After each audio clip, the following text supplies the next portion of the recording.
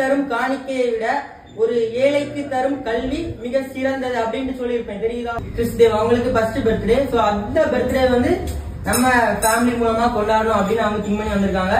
இதே மாதிரி நீங்களும் வளர்ந்ததுக்கு அப்புறம் இன்னும் நிறைய பேருக்கு ஹெல்ப் பண்ணணும். சோ அதுக்காக நம்ம இவ்வளவு ப்ரோக்ராம் கண்டக்ட் பண்ணி நம்ம இவ்வளவுக்கு இறங்கி பண்ணிட்டு இருக்கோம். அப்துல் கலாம் ஐயா ஒரு டைலாக் சொல்லுவாரு, நம்மளுடைய பிறப்பு ஒரு சம்பவமாக இருக்கலாம், ஆனால் இறப்பு ஒரு சரித்திரமாக இருக்க வேண்டும். எப்படி?